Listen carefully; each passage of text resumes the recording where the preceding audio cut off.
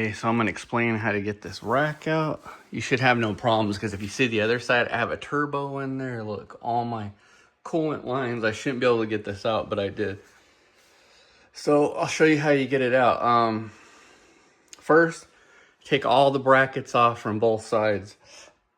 I made a mistake. I left the bracket on the other side. It made it a little harder to get out. So take all the brackets off here, the front, before you unbolt the bottom brackets. Unbolt these first, then the bottom brackets. Then disconnect this line. I cut mine because I cut mine with tin snips because I'm throwing this in the trash. It's just full of oil. It's nasty. I'm done with it. It's the whole reason why my car is greasy and stuff, is it's going in the trash. But if you can, see the lines are up there. There's some nuts in there, but I have all the turbo stuff. That's why I didn't disconnect it. If you don't have turbo, you should have no problem. Disconnect those lines.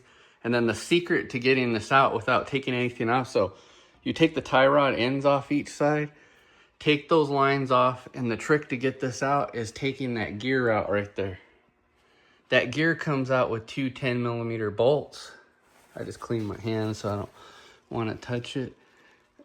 Yeah, right there. So two 10mm, or I'm sorry, they're 12. Yeah, two 12mm bolts.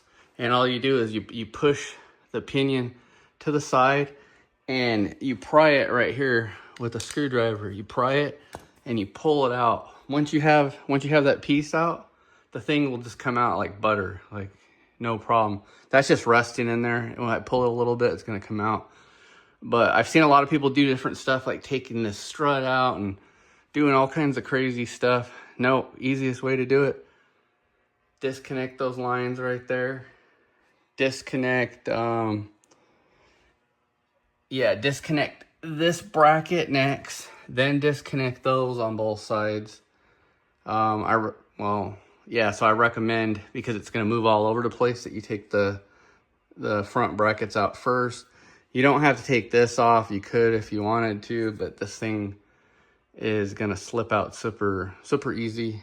So the electric one I'm putting in is a lot bulkier, so I'm going to have to figure out how to get that in. But getting this out is a piece of cake. You just have to know the secret.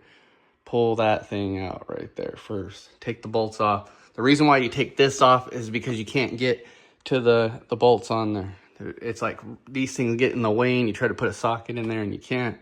So this thing, if I had to do it all over again and I figured it out, because it's the first time I did this, it would literally just take me like 20 minutes. And I'll show you the other side, how much crap I got in there with my downpipe. Look at this. Look at this. There's no way I should be able to get that out. Look. See, I have a downpipe. I have an oil line there. I have all these coolant lines wrapped in there. There's no way I should be able to pull out my rack and pinion. But the way I'm doing it, it's a piece of cake. Okay, so in order to get this thing in, you gotta bring it in this way. You gotta move the loom out of the way. It's gonna be a super tight fit right here. And basically you slide it in this way like that, and then you push it this way. But in order for this gear to clear right here, you have to bring the gear like this towards you. So when you slide it in and push it over like this, you're gonna push it to the left, turning this gear forward, and then you're gonna push it this way, lift that side up, push it in this way from that side, and then tilt this thing back forward so you have the gear in there. But you gotta completely strip it. See, take everything off, take the top motor off, take all the brackets off, make it super light. Take those off, because any little thing that gets caught in there is going to be a pain in the butt. Take all that stuff off. Once you have that off, it should be a piece of cake after that. See, look, I have no room and I was still able to put that on there. So time to bolt it up. So the install went in perfectly fine. The only issue I had was just that AC line. See that small line going across? It's like right on it, and I had to bend it. But other than that, it went in perfectly fine. Everything's bolted up. See, all bolted in. And I got my down pipe. I did have to take off my O2 sensor because it hit it and it got stuck. And I was like, man, I don't want to break this thing. So, yeah. Everything's looking good.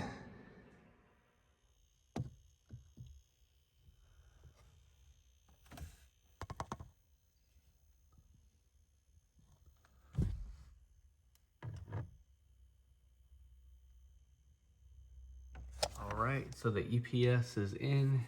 You can see it. Boom.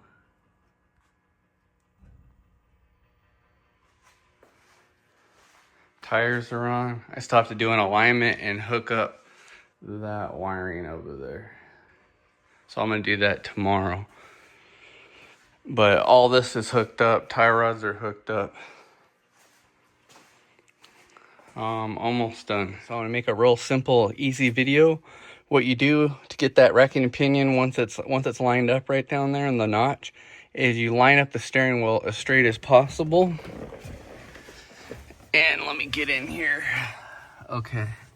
Yeah, once you line it up straight as possible, what you do is you take the bolt off of here. It's a 10 millimeter, and down here, and you slide this piece back. So you slide it up the shaft.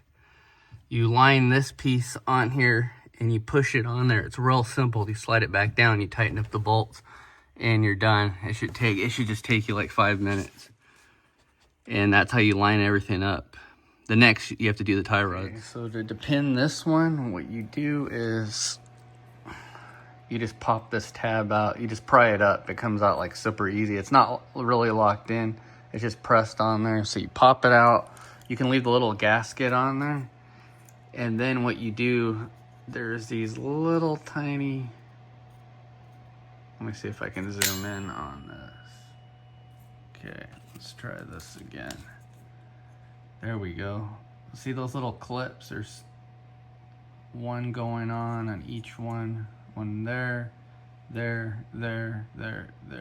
You pry those up and then you pull this out. And then once you do that, you can take this one off, and then I'm gonna slip it through into the firewall. It's a serious endeavor right here if you don't want to cut your grommet. So what you have to do is remove this clip. You can take it off by pushing that little tab up, and then it'll unlock without breaking it. Then you got to take all the tape off of that right there. And I'll show you that. Okay, and then you got to take all that yellow tape off of it. And what you can do is I stuck a little metal tube and it's tapered on the end so it won't cut anything. You could use a small deep socket, and I'm going to use that to shove the wire through. Okay, and just like that, you're going to bring the wire through there with that pipe right there. I put soapy water on it to make it glide through easier, but you're going to have to do that twice because all the wires won't fit. So you're going to have to push the red and green wire in first, pull the tube out, and then put the tube back in and get the other wires through. So every single wire fit through that tube. I don't know what size tube that is. That's just like some kind of metal tube. I have no clue. It could be 1/2 inch. It's about what it looks like, but every wire fit through there.